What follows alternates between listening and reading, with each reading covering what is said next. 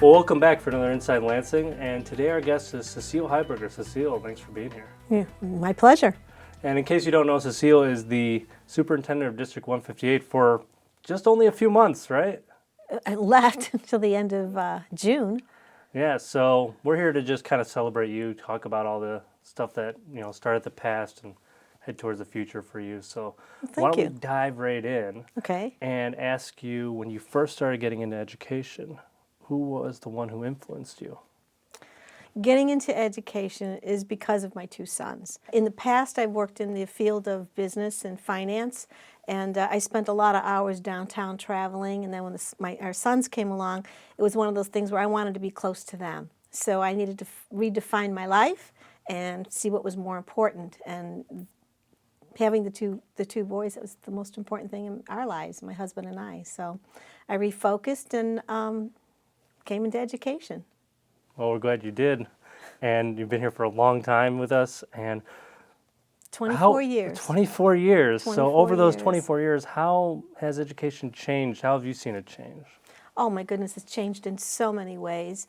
24 years ago, I started on the playground, playing with the students and volunteering, moving up into Governor's State in their education program. Because my initial degree is in finance from Purdue, I focused on math. It has changed over the last 20 years in terms of how we teach children. There's a saying that's always guided me. Ignacio Estrada, I believe, has said in the past, he's a writer of education articles and stuff, and he said something that stuck with me, that if children don't learn the way we teach, then we need to teach the way they learn. And because of that, I think has been the big move in education, from whole class teaching. We were the person that, teachers in the past just put the information in front of the child. It's all rote learning, and we expect them to retain it, and then we test them to see if they've gotten anything out of it. Well, it's changed to the extent that now it's all about differentiation. What are the needs of the child first? How do they learn best? And then developing your own style as a teacher to meet those needs and get that information out to the child so that they can retain that information and learn and explore, the content that they're learning, and they'll retain it more. That's amazing. It is. So since we're talking about learning and we're talking about District 158, what's District 158's philosophy for teaching children best? How do they learn best? I'd have to go back first to the Board of Education. It's important to have a board that understands the needs of children, that puts them first, and Lansing is so fortunate to have such a board. They have been totally committed to putting the children first, which everyone in our community would know or has known about. That's our district motto, putting the children first. Now, based on that support, then dollars are earmarked for professional development to help support our teachers in the different areas of education for best practices, and especially in how children learn best. We have professional development that's scheduled throughout the summer to keep our teachers up to date. We have professional development during the year with early release times to get together and articulate what's working, what's not working, to review data, to make changes along the way. But you can only do that when you have the support of a board that believes in that. Now, I know that we only have you for a couple months and then you're moving on, so somebody's going to have to replace you. Mm-hmm. Who in your mind, or I should say, what would the perfect candidate look like to you? That's difficult. The board is currently in the process of looking for that replacement. They're using the services of a search firm as well to get the word out as far and wide, and a profile has been developed. They've used input from community members. They took input from teaching staff, input from administrative team, to develop a profile of who they would be looking for. And what I respect my board for more so than anything is the fact that you're not looking for another Cecilia Heiberger. You're looking for the next person to take this community, take the school district to a higher level of learning, a higher level of student achievement. And that's important. I've done what I thought was very important for this community. I'm very proud of the accomplishments. However, looking for that next person is someone with a very strong background in assessments, that understands data interpretation, that understands how to work best with teachers, that will support teachers, that can work collaboratively with the board, that is not afraid to challenge a status quo, and will always put the needs of the children and their families first. That's a great way to put it. So if that new person does come in, what advice might you have for them? Exactly that. Actively listen and put the needs of the children and families first. And of course, support your teaching staff and administrative staff. I mean, that person's going to have those unique abilities to bring it all together. And I'm sure the board will find that person. Now, thinking back on the district a bit, what has been the biggest challenge for the district that you've had to face?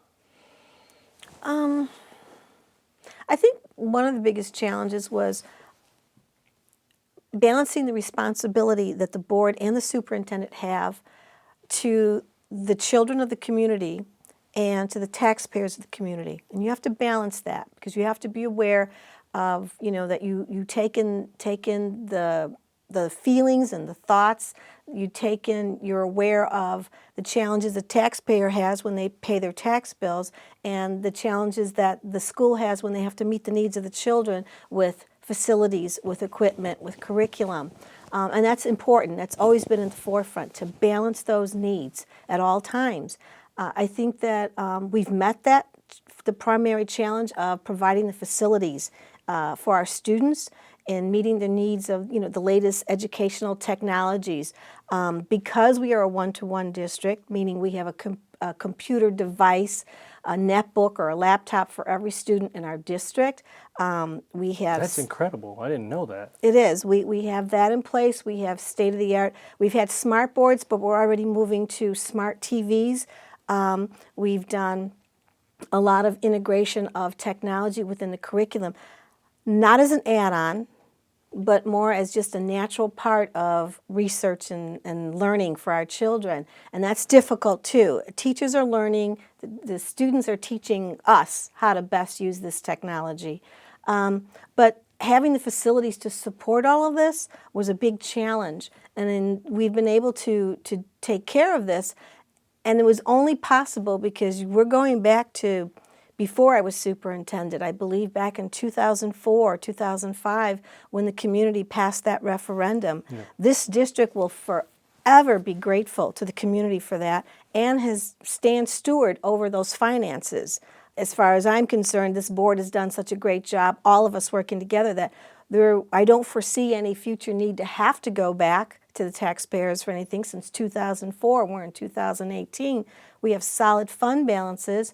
We've got 4 beautiful new schools. We've attracted more families to Lansing, and we've been able to provide a top-notch, in my opinion, a top-notch education. Can we do better? Always, absolutely, because we can't settle on that. But we are learning, and we're being very fiscally responsible with the dollars that we are responsible for. We talked about the greatest challenge. So what has been your, how should I put it, what has been your greatest accomplishment since you've been superintendent? Neil, in the 24 years that I've been in this district, I can honestly say, looking at you, that it's never been about me. So everything that's ever been achieved in this district was the result of everybody coming together, that synergy, that everyone, puts in that time, we put in our thinking, working with the board, working with the public. It's something that the energy in this community is so alive, and I always think every day I want more people to see that.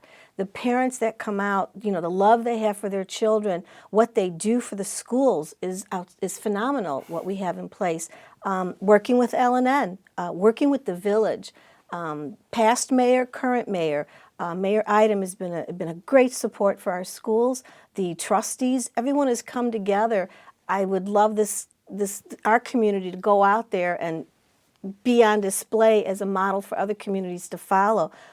Don't get me wrong. In 24 years, we've all had our ups and downs. I think the housing market hurt a lot when the bubble broke. Yes. And there was a lot of families that were going through a lot of trauma.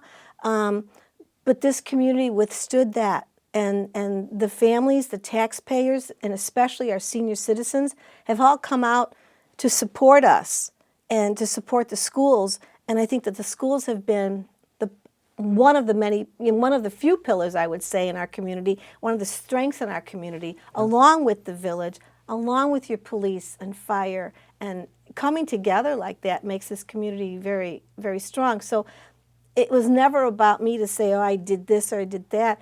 I think that having the opportunity to serve Lansing and its children and families has been my greatest honor to do that. And I look forward then to passing the baton on to the next person. So as you pass the baton on to the next person, what do we have to look forward to for the future of the district? I think one of the major focuses as we move forward in the school district itself is focusing on student achievement, getting our public also to be made more aware of how the state of Illinois State Board of Education has gone through so many changes in terms of how they assess our students. I think many people have heard about the PARCC assessment, and then they rate districts, and they say, oh, this district is achieving high, or this district is not achieving as high as it should. I'm a person of the mindset, and I have talked with the state superintendent, Tony Smith, saying that there are more to children and districts than just a test score, that there is so much more that needs to be accounted for in rating a district. And I believe that that'll be one of the greatest challenges moving forward for the next superintendent and for many superintendents in the state. Because right now, that PARCC assessment is being challenged. They don't know if it's going to continue or not, yet it's still going to be used with districts, and then they're going to rate you whether you're a good district or a not so good district. And I have always put the challenge out, and I've said it to Tony Smith as well. You come to my district any day, put me up against Lake Forest, put me up against Naperville, put me up against the best, and I will show you growth with what our students do. And it's not just a PARCC test score. There's so much more that goes into who we are as a district. As we come to the end of this interview, obviously the big thing we want to talk about a bit is you're leaving us, your retirement. What do you have planned for your retirement, or is it open-ended?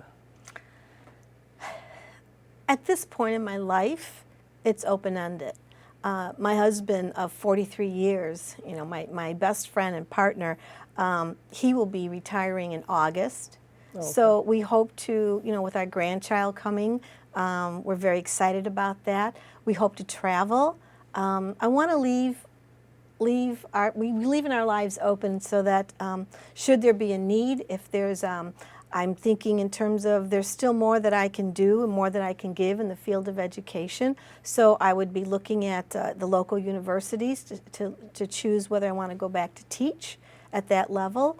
That's exciting to me. I also believe in volunteerism. I'd love to help the people that are still seeking GEDs and be able to work with them and help them achieve their dreams. It's about servant leadership. That's all I've ever been about. I'm a big fan of, in the education field, Sergio Vanni is big on servant leadership, and that's been what has guided me. Or being Gandhi, his quotes, you know, be the change you wish to see in others. That's exactly how I've lived my life, good or bad, whether I've made people supportive or made people unhappy with what I've done. I've always believed in being true to myself and true to the people that I serve. And I serve the Lansing community. So my life is open. And you know, I'm dabbling with an idea of a book. You know, there's just so many things that I'd like to do. And I hope that, you know, good Lord willing, I'll be around long enough to do those things. So we'll see. Well, Cecile, it's been great to have you on the show, and we just want to wish you well in all your future endeavors. It's been my pleasure, Neil. Thank you.